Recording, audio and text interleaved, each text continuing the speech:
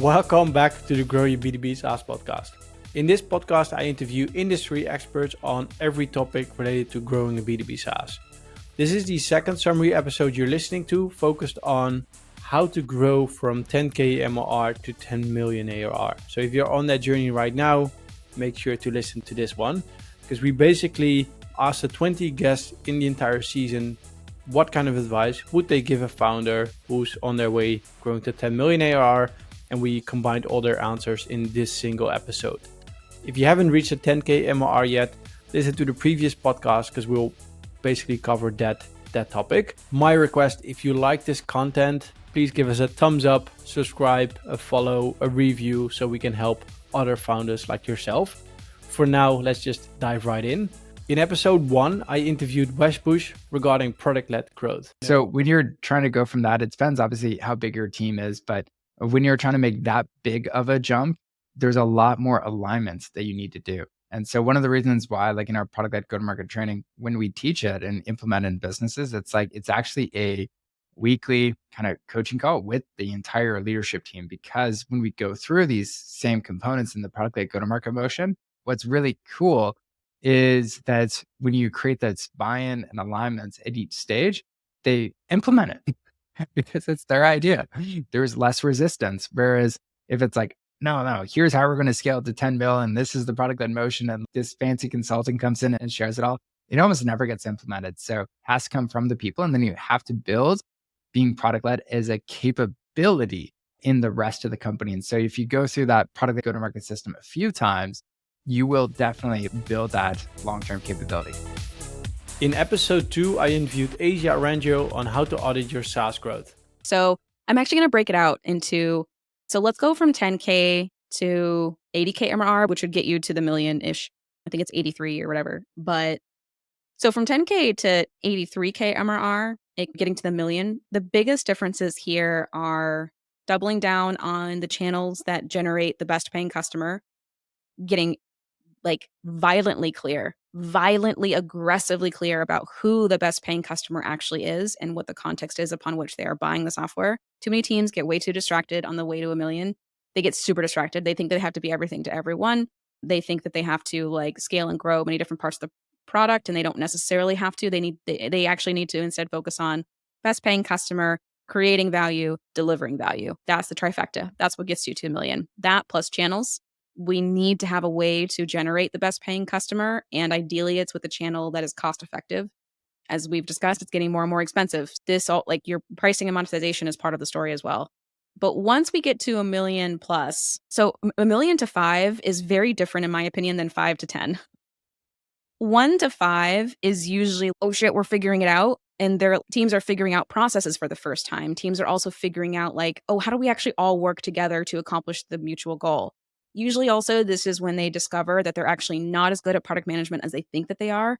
And so they start hiring their very first head of product, or they start hiring, if they already have a VP of product, maybe they're already investing in what is our methodology for how we define what customer value looks like, and how we understand the problem space that we're in, and how we build new features. What are the trade-offs that we're making? And this is also usually 1 to 5 million ARR is usually also when teams discover what is their go-to-market strategy now, because it's probably different from when they were at 20K and MRR. And usually 1 to 5, it's fun and uncomfortable at the same time, because you're making trade-offs go-to-market wise. What you build with the product makes trade-offs actively in the market. And I think a lot of teams, they might know that subconsciously, but when it plays out in real life, it's like a surprise. And then 5 to 10, usually, so from my experience, 5 to 10 is, I feel like once you get to 5, getting to 10 is usually pretty clear. Because you've done all the struggling from 1 to 5.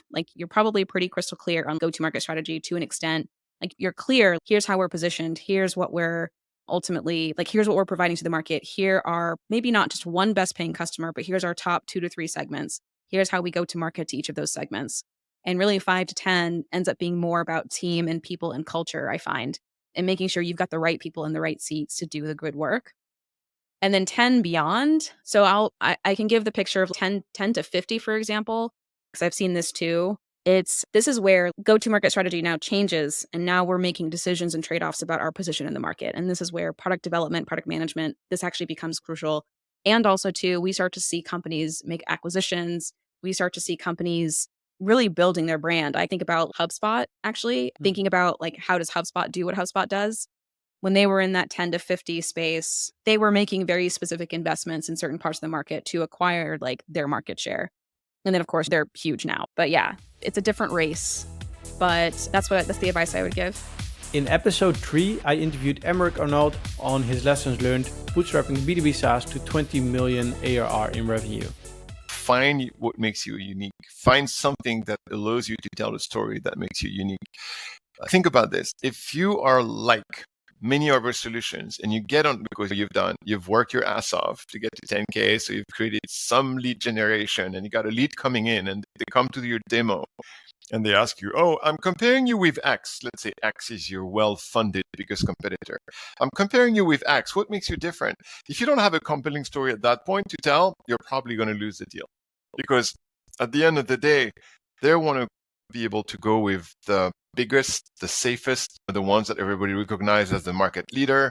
It's much safer to choose X, the market leader, than you, the small bootstrap company that's struggling to create your place in the sun. So I would say, oh yeah, we're kind of like X, which is going to make X win at the end of the day, if that's all you have to say. But if you say, I'm like X, but I'm cheaper, it's not enough. Or the kind of customers you're going to have are not going to get the best customers, ideally. You can start there. I'm cheaper. It's a first level of differentiation. We're much more affordable. Why not? But be aware that you shouldn't keep that as the differentiating. If you want to go to 10 million, right, that's the question here, not 10K, 10M. If you want to go to 10 million, you have to be more than just pricing. It has to be something unique that makes your story more appealing than than X's story. One unique thing that you have or you offer and nobody else does, I think that's really important if you want to go to 10 million, because otherwise you're not going to go to 10 million. The third thing I would say, I'm just thinking out loud, is you have a go-to-market that you master and you're really good at. And go-to-market means you've defined a niche you're going after or a market segment. For example, if everybody in your industry does mid-market and enterprise, but nobody does SMB, maybe SMB is your way to go to 10 million, right? If everybody does SMB, but nobody does mid-market really well, then maybe mid-market is your way to go to 10 million. Enterprise, I don't think so, because it's so hard and takes so much cash that I don't think a bootstrap company can easily go to price, but it is, to me, that's what it would take. So there is a segment that you can seize, and you have a go-to-market. You're really good at SEO, or you're really good at Google Ads, or so you have something in that range that makes you above the crowd. That makes you really better than the other alternatives out there. That's going to take you to 10 million. And then obviously, if you want to go to 50 million, then it's a whole other story. But you can't be like everybody else with no real different and no real way to get to the market in a way that you're really good at. If that's where you are, you're not going to get to 10 million. In episode 4, I interviewed Kevin Dorsey on how to improve your SaaS sales. So now you got to 10K. So you should have some ideas of what good looks like. Who's buying? Why are they buying? What does that look like? Now I can define what good looks like, and then define it, document, demonstrate it, deliberately practice. It has to be documented step by step. You got to get it out of your head, founders. Back to the 10K MRR, all those calls should be recorded. Every single demo should be recorded. Every single customer should be getting that customer interview afterwards. And like, you build that foundation of content. You got to get it out of your head, because you can't do it on your own, and expecting a new rep to come in and get it the way that you do is not fair. So you have to really consolidate all that information to go through it. And then it's that repetition. Define, document, demonstrate, deliberately practice. Cool, we got that. Now we move to the next one. And now you can scale. Right? Because really the only difference between going from 10K to 10 million is how many other people have to do it.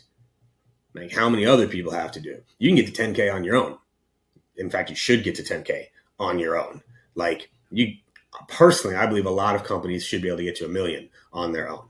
Like, with small core team with founders doing things into the market. Right? Like, now when you're trying to go from 1 to 10, now I need 10 people to do what I did. I need that repeatability, that documentation, that deliberate practice of those things. In episode 5, I interviewed Sean Ellis on how to implement the growth hacking mindset in your B2B SaaS. At that point, I like to spend a lot of time understanding what's working, monitoring where are all users coming from? So if one of those channels drops off, I can find out why. Sometimes it could be as simple as like just a broken link that happened or a budget ran out somewhere. And then which customers are we able to retain best? Making sure that we're going out and targeting more of those types of customers, but really learning from the data of your success and just doubling down on the things that are working. And then building out more of a full experience growth team that is constantly looking for that next great opportunity to drive improvement. And so sometimes it may seem like you have a great opportunity to drive improvement. You spend a full month, say, working on improving your frequency of usage or your engagement loop, and you're not able to make any progress.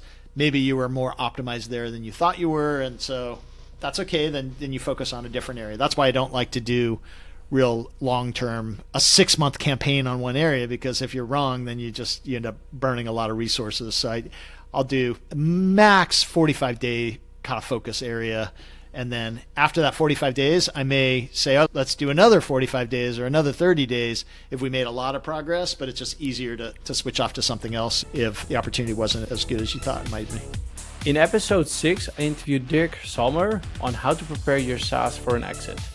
So a lot of acquisitions we do are rather like products, not companies, because you cannot speak of like a big organization and everything is like clean processes, etc. Everyone knows what he or she is doing. So it's more like a product with some people around it. And I'm not saying this in a negative way. It's just fine. They are great companies still.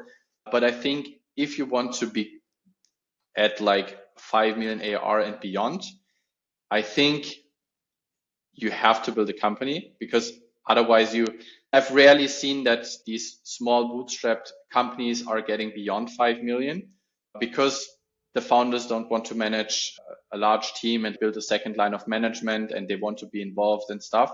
So I think one thing is you have to build a business and an organization around the product. This is one thing. And the second thing is you have to make yourself more obsolete from day-to-day operations, because then you're the shepherd, you are the visionary, and you are like driving the direction of the business, but you shouldn't be involved in like coding the product or other operational tasks. So I think this is pretty important, and it also prepares like your exit, because if buyers are buying like a 20 million ARR company, they don't want to have it heavily depending on you as a founder. In episode 7, I interviewed Walter Rehberger on how to price your B2B SaaS to accelerate growth. So still segmentation is important. Reviewing and reiterating your pricing is still going to be equally important. It doesn't need to be like 3 times a year, probably, maybe once a year is enough. Now it becomes a bit more on maturity, I would say, of your pricing model. You cannot have really the cowboy mentality anymore. Oh, we'll see it when we speak to a customer if it's still perfect. You need to have something structured. So now it becomes more strategic. How do we talk about our pricing in terms and conditions? How can we upsell midterm if we feel like it? How do we deal with indexation? It's boring, but it's part of it and can grow your revenue. So it becomes more of that. How is our discount policy? What is our mandate for C levels? What is our mandate for mid-level, senior levels, etc., and AEs themselves? So it becomes a bit more on building maturity around it and the strategic decisions. Should we have it on our website? Should we have all of it on our website, or should we just have the base plans and then starting from 500 euros on our website? Those kind of discussions is what you should focus on at that stage, because I hope you have at least your pricing in a place where it's not going to require drastic changes every year. It just needs optimization. In episode 8, I interviewed Simon Hooiberg on how to get your first 1,000 users for your B2B SaaS. Generally speaking, when you're going towards these bigger numbers, I think one advice that I would give is, as a founder, keep putting yourself out there. I have met founders who are going beyond $1,000 per month, and they start having this idea that now they can lean back as the CEO. They can just be at strategy level. They don't have to be like involved in the business anymore. And this is just not going to work. It might work when you get up to some really high numbers and your organization grows really big, but you as a founder, keep putting yourself out there. And it might be uncomfortable for you to go on YouTube and sit on a video like this or join a podcast episode like we're doing right here. And it might feel like you're crossing a boundary if you have to go up and do public speaking and standing in front of a bunch of people and talk. But don't fool yourself into thinking that just because your SaaS products is starting to make money, that you as the founder don't have to show up anymore. You absolutely do. So that would be the best advice I can give at this stage. In episode 9, I interviewed Maya Voye on how to achieve product market fit for your B2B SaaS. It's all about creating leverage, being focused on high leverage opportunities and building processes so that you can outsource the groundwork to other team members or partners or whoever you are working with, but that you still protect some time to do the strategy work, right? Because the least that you want to be in this stage is an overpaid product managers. And I see a lot of brand managers, for example, just like having 14 meetings a day, just like being wrap up on all the corners, doing these final sign-ups. And I literally think that people should protect their time and build processes in order to make this work meaningful and sustainable. If the main problem in the first page is mindset, the main underlying problem in the second one are processes. In episode 10, I interviewed Guillaume Mobetu on how to implement a profit-led approach for your SaaS. I think it's something like a mistake I did, but it's really hiring the right people. And the reason it's tough is because like when you don't have like experience in hiring, you're going to make mistakes. And I guess even when you have experience, you're going to make mistakes. But for me, people are everything. If you can't build a dream team, you will not be able to reach like 10 million in ARR. So what I would advise is first have really well identified flywheel. And that can be pretty much anything. Like there are no like magic playbook, but I mentioned one in the beginning of the podcast. And the second thing is spend a lot of your time hiring and finding talents. This podcast episode is sponsored by Reditus. Reditus helps B2B SaaS companies to set up, manage, and grow an affiliate program. In short, it means you're asking other people, affiliates, to promote your SaaS. You would only pay the affiliates a kickback fee when they deliver you paid clients, making it a very cost-effective and scalable way to grow your MRR. See more at getreditus.com. In episode 11, I interviewed Stefan Avicion on how to achieve explosive growth and increase profitability. You need to continue talking to and understanding your market, your customers, because the value of your product changes over time. The perception of your product, the capabilities, the value that you bring into your customers' life, it changes over time as well. Yeah. Keep on speaking to customers because that is the real driver for any company. It's fun because one of my companies, we're conducting something called a reality check. And I'm in the midst of selling it. So now I know all the numbers. We've conducted 77 reality checks. And we've done reality checks for the small startup without almost any customers up until Cargill, which is one of the largest companies in the world.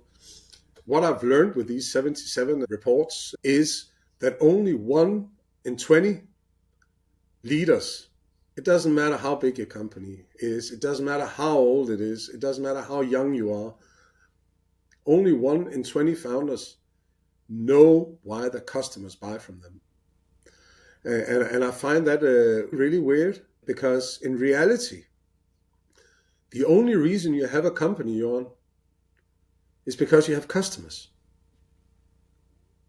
It's the only purpose the company has, that is to serve their customers.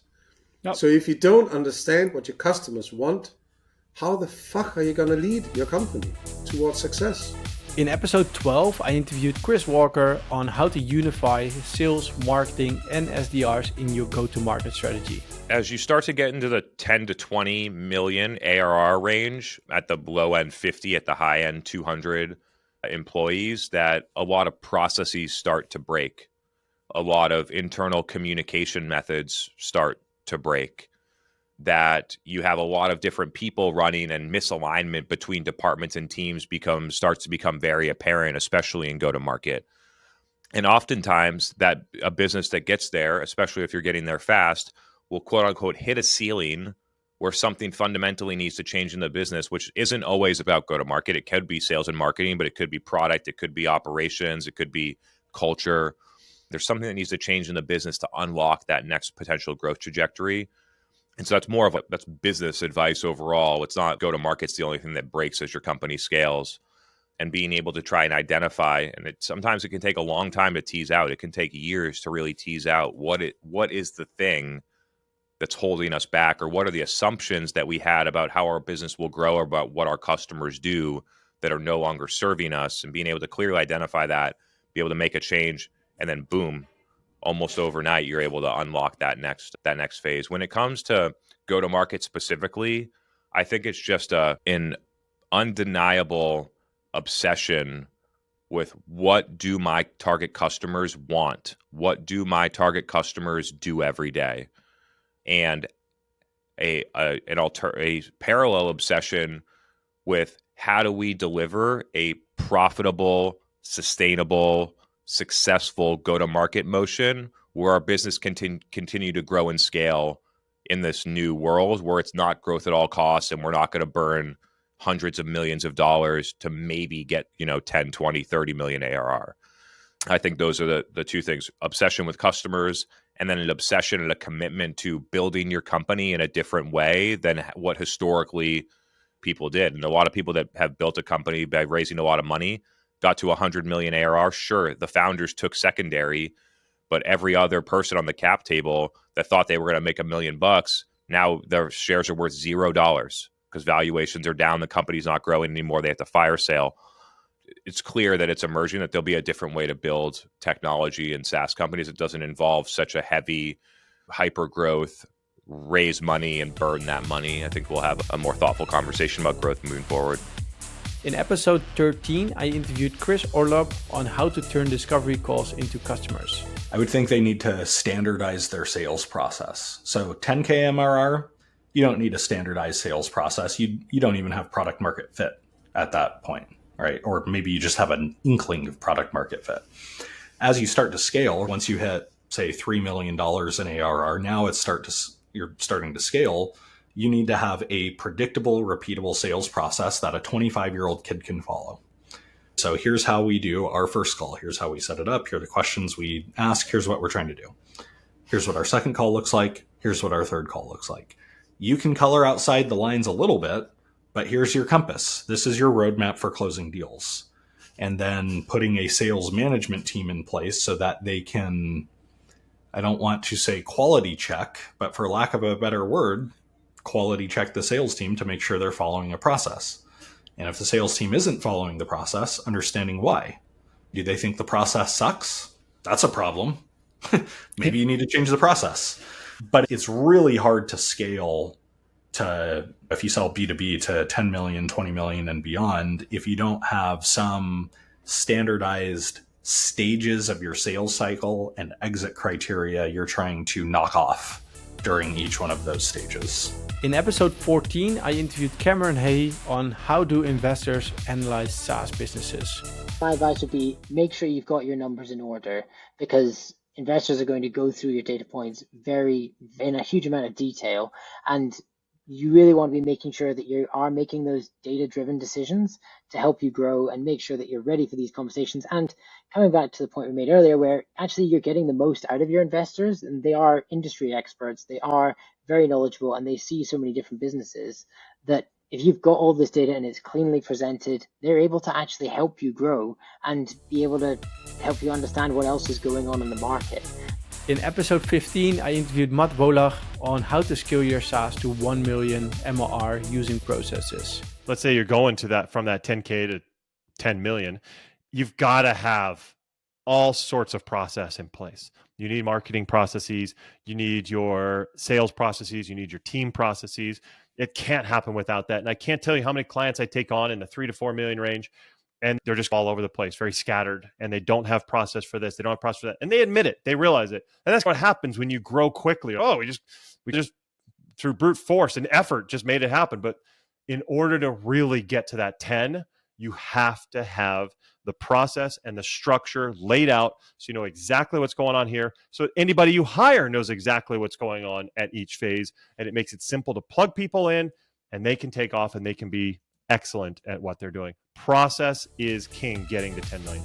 In episode 16, I interviewed Cristobal Alonso on the unsexy truth about startup success. One of the biggest surprises when people ask me in this business, what is my biggest surprise?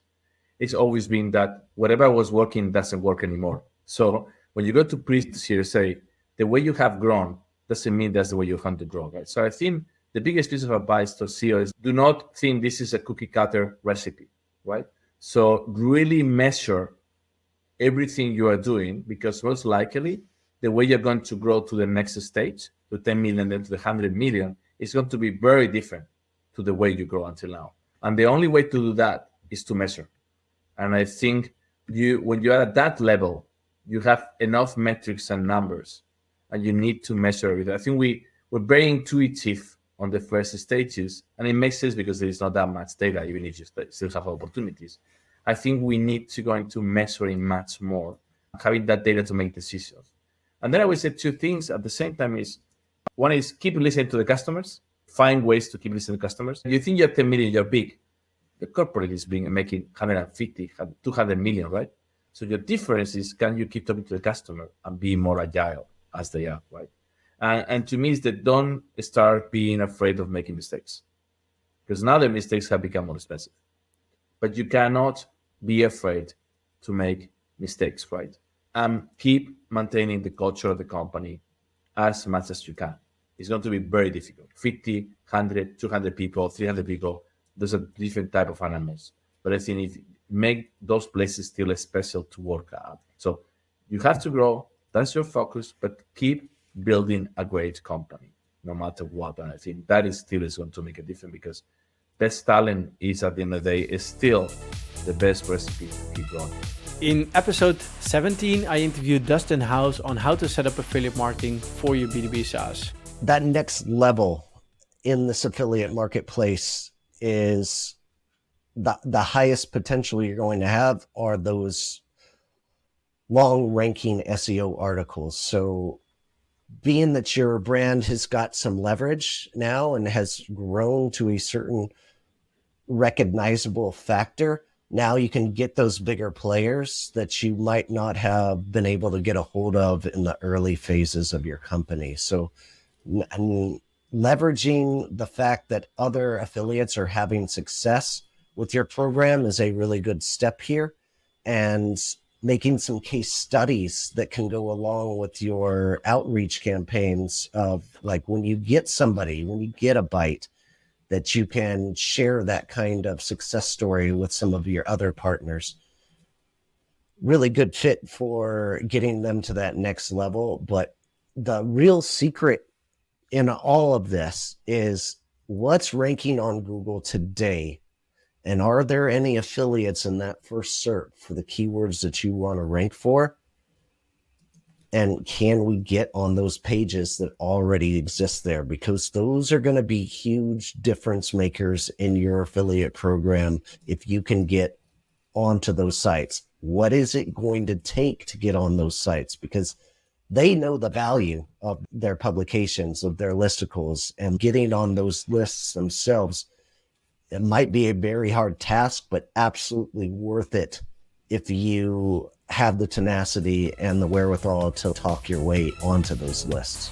In episode 18, I interviewed Alina Vandenberg on how Chili Piper is becoming a $1 billion company. I think when we had to make the bridge between 3 million to 10 million, that inflection point, we had to get a lot more mature on our go-to-market motions.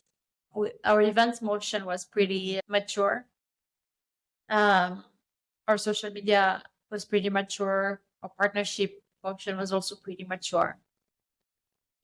We still had to learn to put our eggs in other baskets as well, because you can't really build a business just one channel, because that channel can always start breaking. Yes, you can have a podcast, and yes, you can have events, and your founder might be very strong at LinkedIn, or you might have really good at cold emailing or cold calls, but betting on one channel is really risky. To have that inflection, we started understanding how we can diversify and go-to-market motions and how to do that wisely, because you can't get really good at many things, but you can get good at a few things that you can count on one hand. So you have to be really good at understanding which motions work in your specific niche with your buyers and see where they are and see how we can diversify your portfolio there. In episode 19, I interviewed Adam Robinson on how to build $1 billion business in a year. If you can hold off, it's going to be so tempting. You're going to start getting 10 emails a day from institutional investors. If you're still a bootstrapper at 10 million, there are so many different types of people that want to give you money. I would say don't take it. I think there is a beautiful point that I'm very close to reaching. Maybe some would argue I've reached it, where you are making a lot of money every year. If you're lucky enough to take chips off the table in this round that you do, I think that's the motivating factor for most people to do it.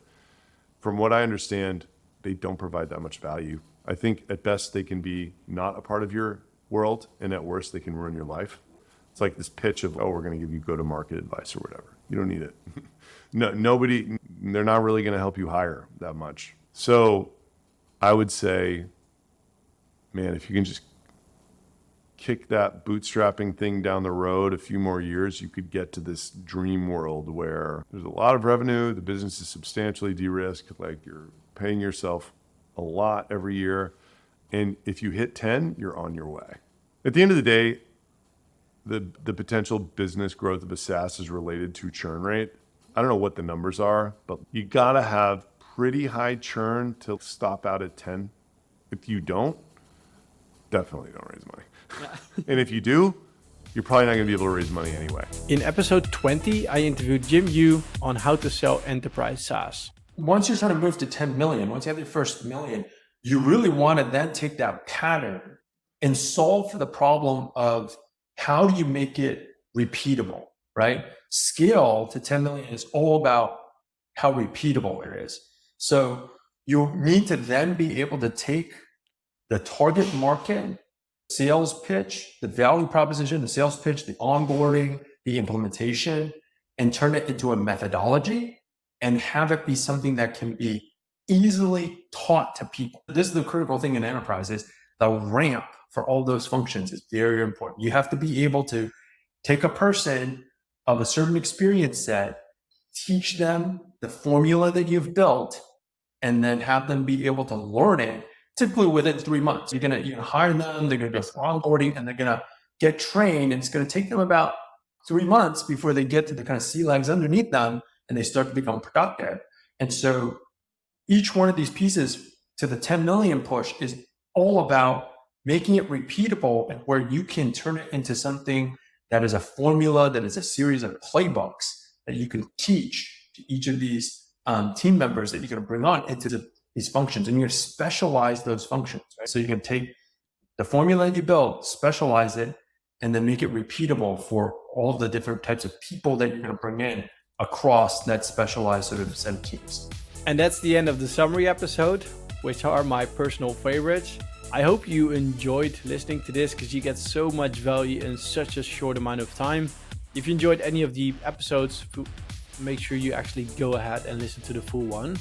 For now, could you do me a 5-second favor? Could you either review the podcast, give it a follow, hit subscribe, anything which is possible on a platform you're listening right now. It would help us to spread the word and help more founders like yourself. For now, I hope you enjoyed it and have a great day.